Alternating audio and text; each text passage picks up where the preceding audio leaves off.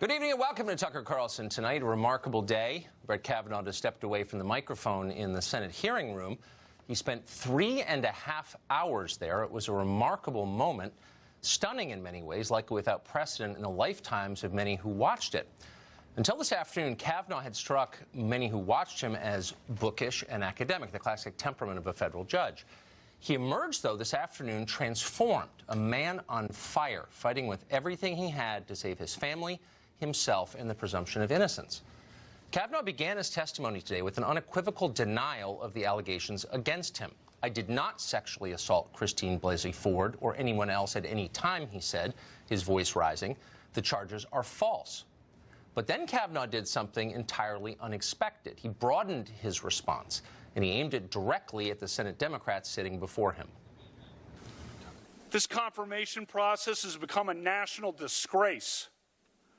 The Constitution gives the Senate an important role in the confirmation process, but you have replaced advice and consent with search and destroy. Since my nomination in July, there's been a frenzy on the left to come up with something, anything, to block my confirmation. Shortly after I was nominated, the Democratic Senate leader said he would, quote, oppose me with everything he's got. A Democratic senator on this committee publicly referred to me as evil. Evil. Think about that word. And said that those who supported me were, quote, complicit in evil. Another Democratic senator on this committee said, quote, Judge Kavanaugh is your worst nightmare. A former head of the Democratic National Committee said, quote, Judge Kavanaugh will threaten the lives of millions of Americans for decades to come. I understand the passions of the moment, but I would say to those senators, your words have meaning. Millions of Americans listened carefully to you. Given comments like those, is it any surprise that people have been willing to do anything, to make any physical threat against my family, to send any violent email to my wife, to make any kind of allegation against me and against my friends, to blow me up and take me down? You sowed the wind. For decades to come, I fear that the whole country will reap the whirlwind. No Supreme Court nominee has spoken like this in memory, not even Clarence Thomas. But then none has been accused more recklessly or with less evidence than Brett Kavanaugh has. And he did nothing to hide his rage. This whole two-week effort has been a calculated and orchestrated political hit, fueled with apparent pent-up anger about President Trump and the 2016 election, fear that has been unfairly stoked about my judicial record, revenge on behalf of the Clintons, and millions of dollars in money from outside left-wing opposition groups. This is a circus. The consequences will extend long past my nomination. The consequences will be with us for decades. This grotesque and coordinated character assassination will dissuade competent and good people of all political persuasions from serving our country. And as we all know, in the United States political system of the early 2000s, what goes around comes around. I am an optimistic guy. I always try to be on the sunrise side of the mountain, to be optimistic about the day that is coming. But today, I have to say that I fear for the future. Though throughout the hearing he categorically denied her claims about him, Kavanaugh showed no animus personally toward Christine Ford. Instead, in one of the most riveting moments of the day, he explained how his family had prayed for her. I'm not questioning that Dr. Ford may have been sexually assaulted by some person in some place at some time. But I have never done this to her or to anyone. That's not who I am. It is not who I was. I am innocent of this charge. I intend no ill will to Dr. Ford and her family. The other night, Ashley and my daughter Liza said their prayers, and little Liza, all of 10 years old,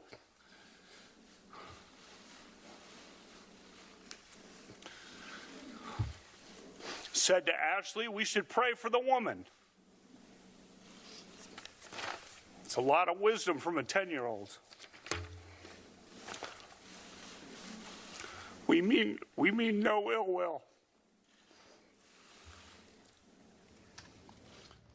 Behind him as he spoke, Brett Kavanaugh's mother wept with emotion. Kavanaugh concluded his remarks today, as he'd begun them, defiantly. I will not be intimidated into withdrawing from this process. You've tried hard. You've given it your all. No one can question your effort. But your coordinated and well-funded effort to destroy my good name and destroy my family will not drive me out. The vile threats of violence against my family will not drive me out. You may defeat me in the final vote, but you'll never get me to quit. Never. Democrats in the room seem stunned by Kavanaugh's remarks, and for a moment they seem thrown back on their heels, but not for long. Ranking member Dianne Feinstein began the questioning for Democrats. She seemed to suggest that Kavanaugh was secretly a sexual predator. Reading from a script, Feinstein referred to a woman called Julie Swetnick, who was a college student in suburban Washington when Brett Kavanaugh was in high school. Yesterday, as we told you, Swetnick claimed that she witnessed at least 10 public gang rapes in which Brett Kavanaugh was supposedly present and participating. It was a remarkable charge, and yet Feinstein never mentioned that part of Swetnick's claim. Why is that? Well, because the story is ridiculous. It clashes with common sense. It is lunatic. Nobody believes it. So Feinstein left that part out in order to smear Kavanaugh in front of the world and omitted highly relevant information about his accuser, indeed the entire accusation. It was reprehensibly dishonest behavior, especially for U.S. Senator, and Kavanaugh all but said so. I'm talking about getting the evidence and having the evidence looked at, and I don't understand.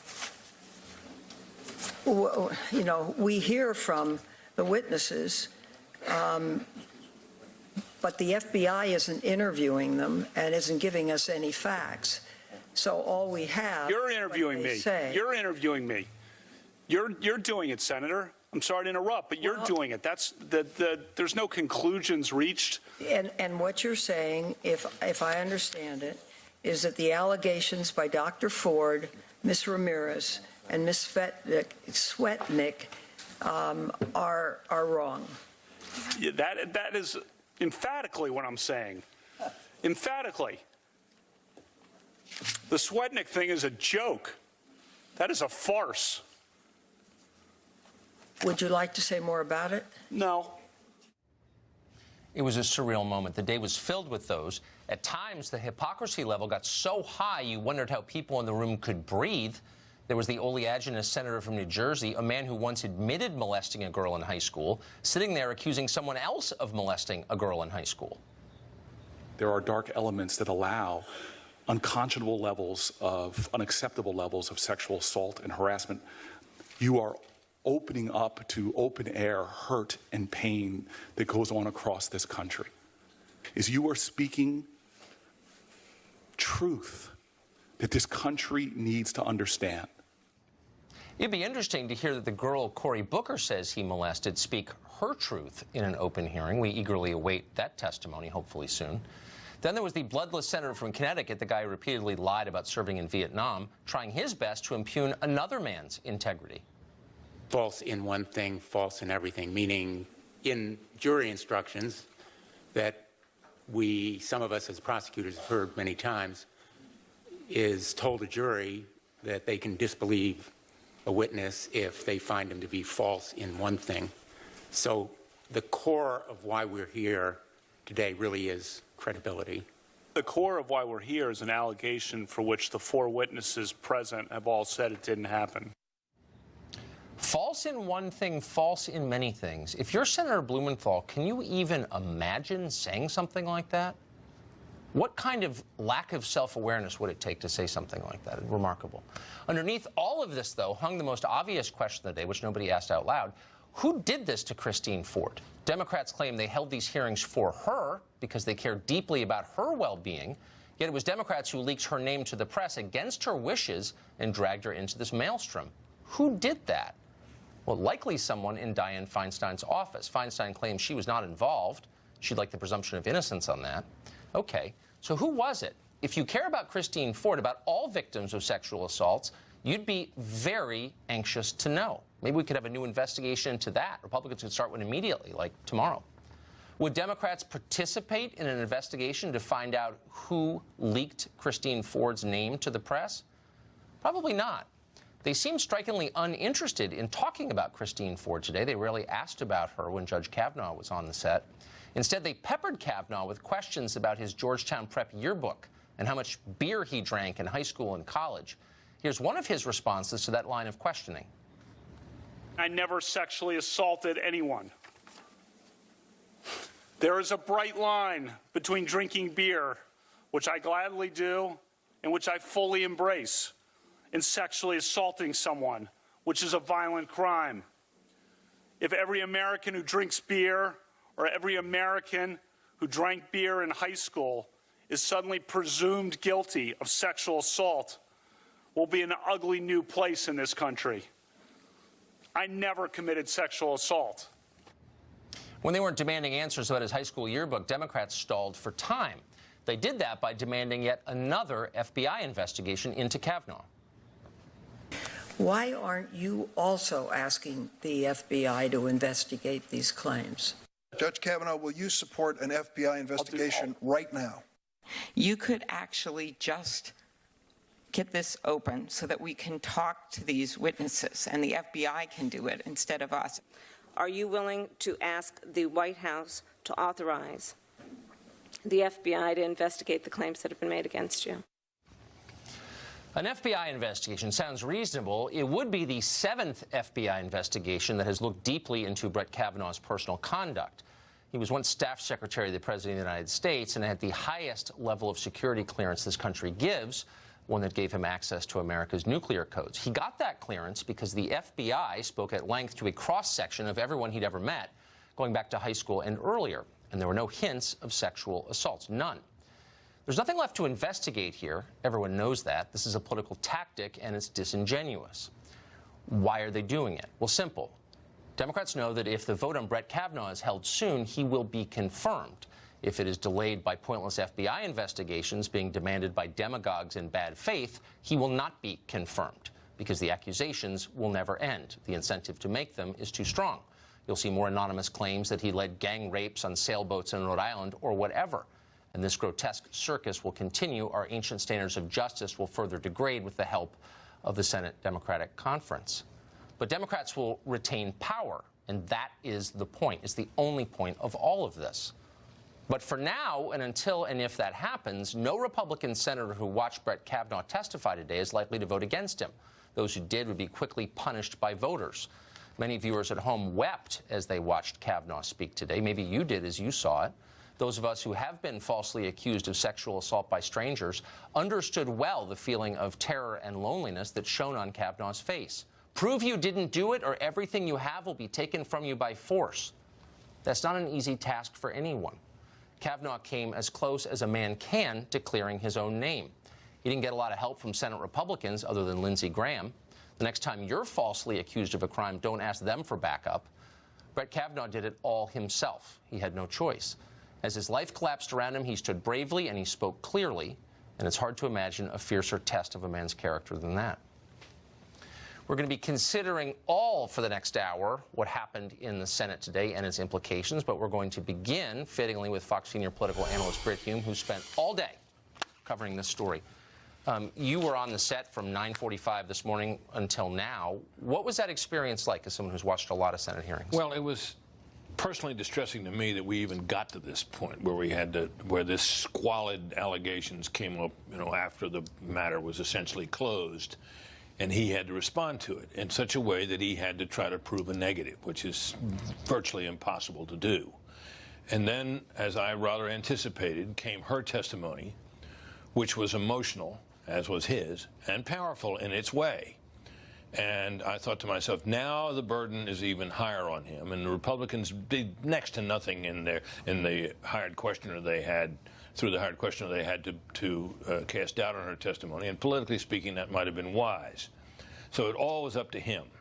And I was wondering whether he could do it, and whether the mild-mannered young man, young compared to me, that he is, would be effective in this setting under these circumstances.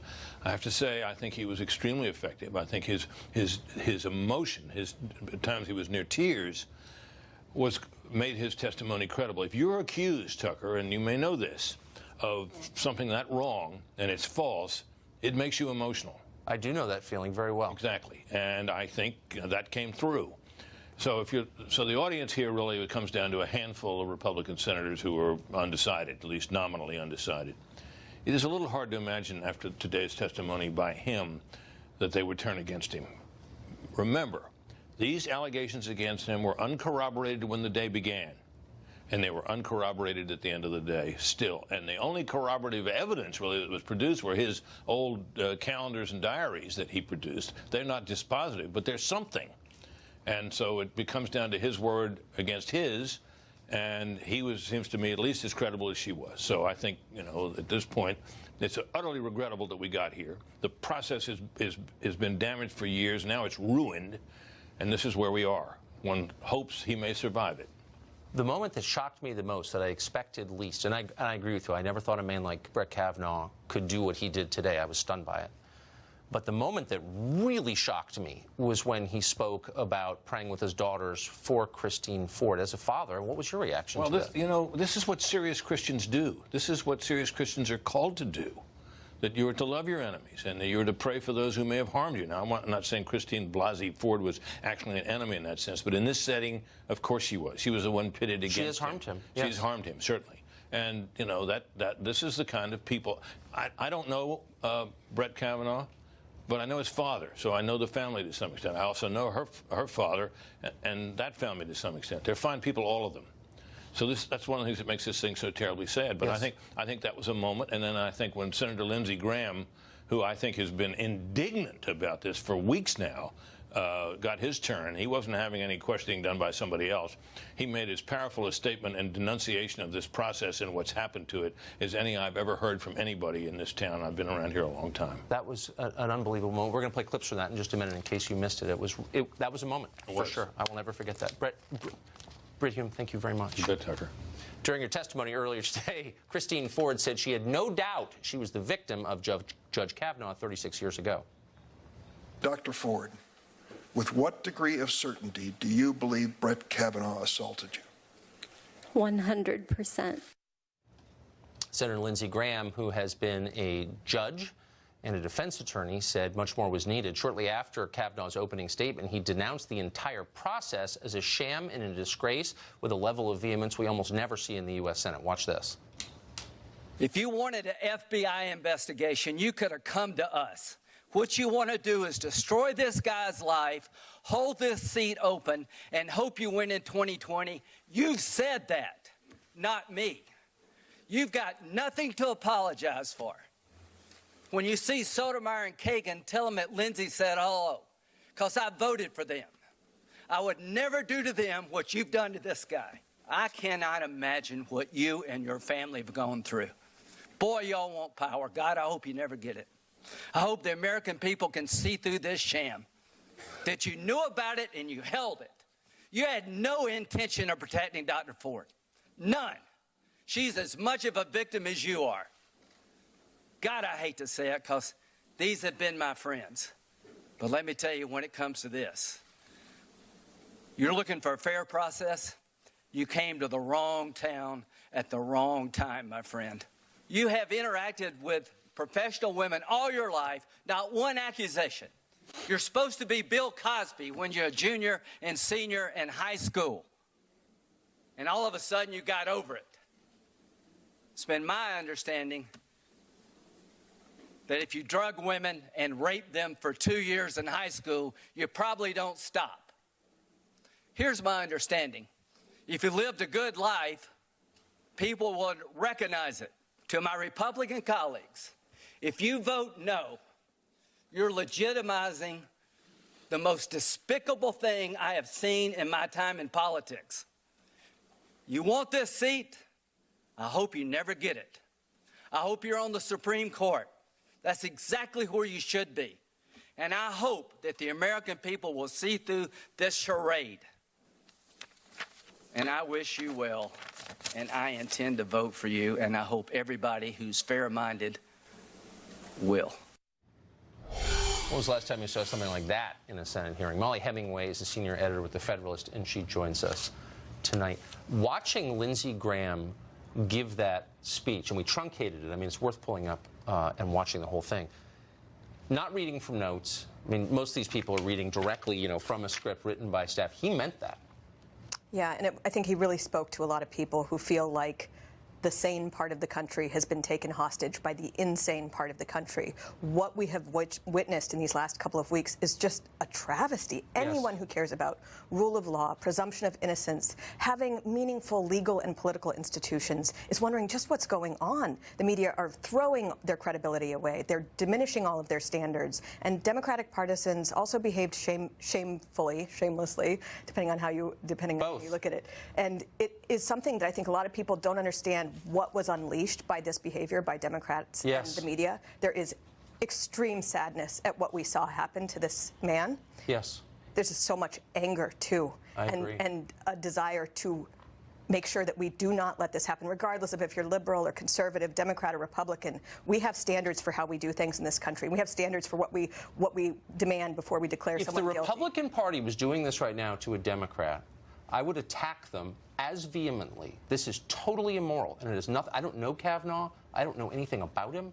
I don't care. This is wrong. I think it's so beyond a Supreme Court nomination. It's even beyond this man's honor and his name and his integrity, which he clearly cares a lot about. To me, this is about the Republic and whether we will do things this way, whether we will let our political and legal institutions crumble, or whether we have a higher standard that we're known for, that's built into our Constitution in the Sixth Amendment, where we have rights for people who are accused, and where we don't destroy people's lives because we disagree with them politically. I had, honestly, at least 10 people text me today to say, men too, that they were weeping as they watched his testimony. I was sobbing when I was watching it. I heard that a lot from people as well. It was hard just to watch these clips here. I commend that 10-year-old daughter for praying, and I think a lot of people who are Christian or people who pray should think about doing that, because this is one such time.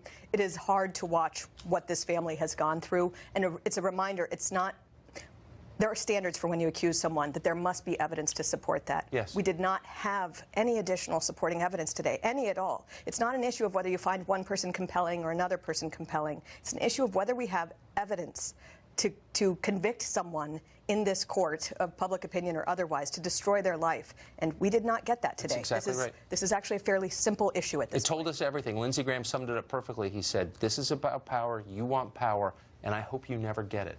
And that's how I feel about it. Molly Hemingway, you've been great on this. Thank you very much. Thanks. There's a lot more to be